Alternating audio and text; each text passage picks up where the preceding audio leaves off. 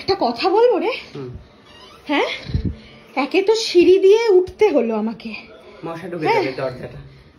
এক second, lift, এইবারে lift তো জীবনে এইবারে লিফট ঠিক হবে না। আর এই ঘরটা এরকম কেন, ফার্নেস হয়েছে কেন ঘরটা? গরম, পুরো আগুনের গোলা, মনে হচ্ছে যে আমি পুরো মানে ওই ওটাকে কি বলে কয়লার খনির ভেতর ঢুকে। এইটা পাখা, এসিটা চালা, এসি চালা, এসি চালা। এই গরমের মধ্যে কে এসি বন্ধ করে রাখে রে? এসিটা কি সাজানোর জন্য লাগিয়ে রেখেছিস? এসিটা চালা। ফ্যান চলছে, 4 তলার উপরের বাড়ি, ওয়েদারের সাথে নিজেকে অ্যাডজাস্ট করে দিতে। এত কথা আমি শুনবো না। আমি কিন্তু চালাতে দেব না। না না না, প্রচুর টাকা বিল উঠে যাবে। না, কি হয়েছে? চালা এবারে, চালা। রিমোট কোথায়? রিমোট দে, রিমোট দে, রিমোটটা দে। কি আমি নিয়ে বসে আছি? রিমোটটা দে। পাবি না। কি হচ্ছে? টাকার কি খোটা দিচ্ছিস তুই? কি হয়েছে? গরমকালে গরম লাগাতে হয় শরীরে, শীতকালে দরজা খুলে হাওয়া লাগাতে। কথা ঘোরাস না তুই। কি টাকার এক্ষুনি কি বলেছিস একটা টাকা নিয়ে? বল। দেখ, আমার তো আমি তো এখন একটাই সিরিয়াল করছি, তোর মতো তুমি 1000টা সিরিয়াল করে বেড়াচ্ছি না, তো তাই জন্য আমাকে 1000খানা সিরিয়ালে আপনারা দেখতে পান? কমেন্টে প্লিজ চলে। এটা তো কথার কথা, আমার থেকে তো বেশি সিরিয়ালে তোকে দেখে। যাই হোক, তারপর আসল কথায় আয়। টাকা আমার খুবই কম, মানে আমি এখন আর্থিক সংকটে ভুগছি, ওই জন্য আমি একটা ছোট্ট ঘরে নতুন পর্দা অনলাইনে আসছে, নতুন প্রত্যেক দিন নতুন নতুন বিছানার চাদর অনলাইনে আসছে, ভালো মন্দ খাবার, হাতে সোনার আংটি ভটভট করছে, গলায় সোনার চেন, চোখে আবার ব্লুটুথ ওয়ালা চশমা। টাকার নাকি অভাব, নাকি এসি চলবে না, গরমের মধ্যে সিঁড়ি দিয়ে উঠে এসে নাকি আমাকে এখানে এখন হাত পাখা দিয়ে হাওয়া খেতে হবে নাকি? ফ্যান চলছে, হ্যাঁ স্পিডটা কম মানছি, তবে চলছে। ফ্যানটাও আবার অটোমেটিক, আবার ফ্যানটাও রিমোটে চলে, মানে সাধারণ বাড়ির ফ্যান নয়। তুই কাকে বলছিস রে যে টাকা নেই? তোর যদি এতই টাকার অভাব থাকে তাহলে তুই একটা খেলা খেলতে পারিস। কি খেলা? কে পাথর রেখে চলছে কি? কই কই কই, খুলছে না। দরজা খুলে দিয়েছে অলরেডি। এই যে দরজা খুলেছে। বাবা শান্ত। মুখে পাথর রেখে এসি চালিয়ে দিয়েছি আমি। তাহলে এবার তোর টাকার চিন্তা দূর হলো তো? তা একটু হলো বটে। তা তোর যখন এতই টাকার চিন্তা দূর হলো, তা একটু দুটো ভালো মন্দ তো নিয়ে আসতে পারিস।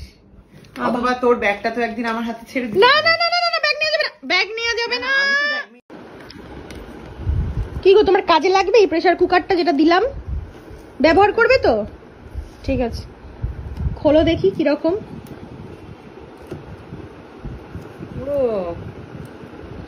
মামা মামা মাংস খাবে, মাংস খাবে মামা, মাংস খাবে, মাংস খাবে। এই যে এটাকে, এই যে এটাকে তুলো তুলো তুলো।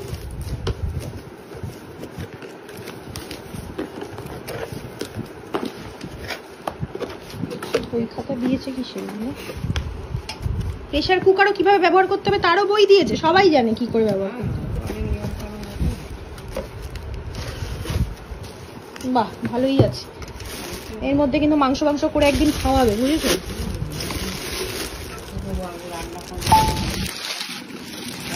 হ্যাঁ হ্যাঁ, এর মধ্যে বিরিয়ানি করতে পারো, মাংস করতে পারো, করে খাওয়াবে। এই প্রেসার কুকারে কি বিরিয়ানি করে? হ্যাঁ, মাংসটা হবে এর মধ্যে।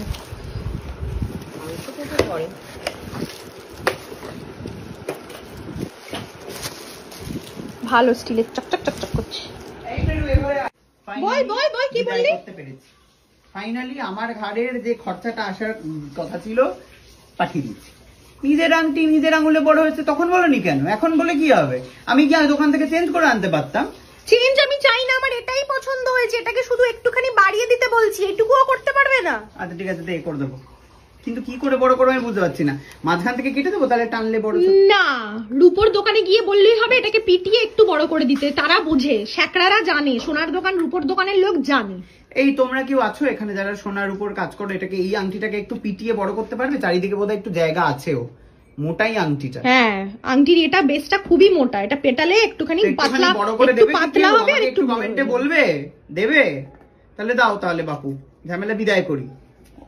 এখন আমি ঝামেলা, এখন আমাকে বিদায় করতে চাইছে।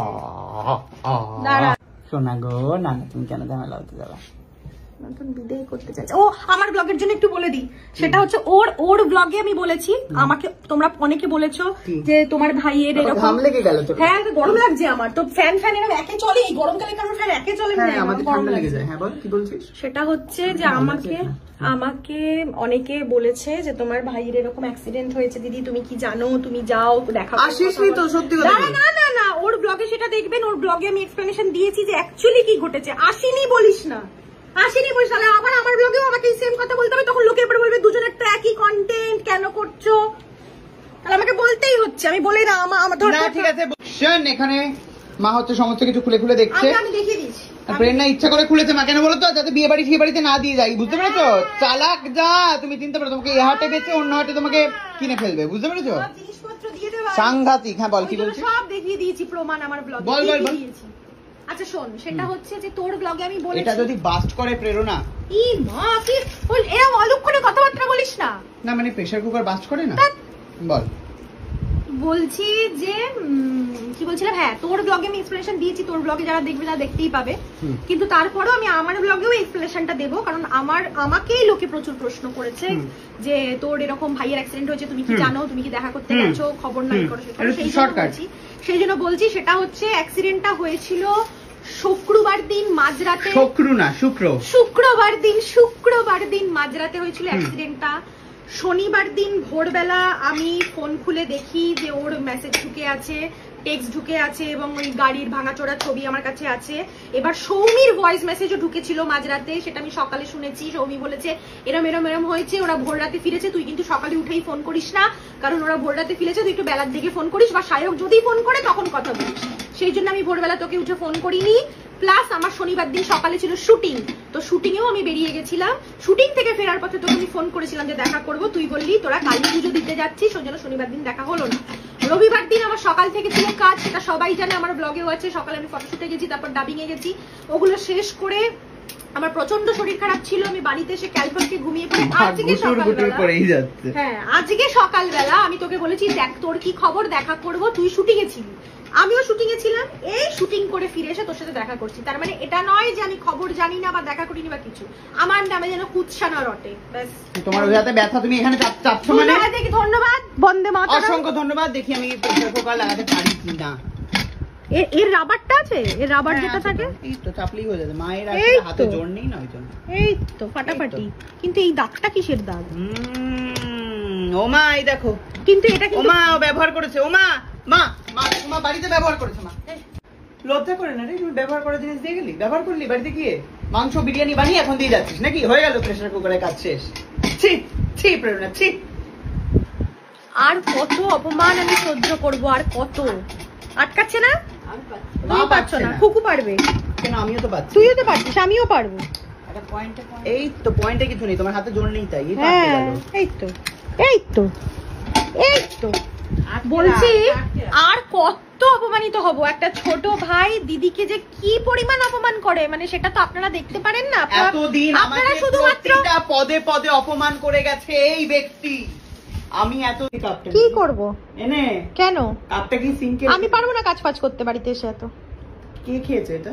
আমি কি জানি, কে রাখবে? কান্নাকার খাওয়া জিনিস আমি কেন তুলবো? তুই তো কফি খেলি এসে। কোথায় প্রুফ, কোথায়? তোর মতো তো আমি নই রে, যে দুটো মুড়ি দিয়ে হা করো দেখি দুটো মুড়ি পড়লো কিনা, এসব আমি করতে পারবো না রে, বদমাইশ মহিলা। পারবো না, কাজ করতে পারবো না।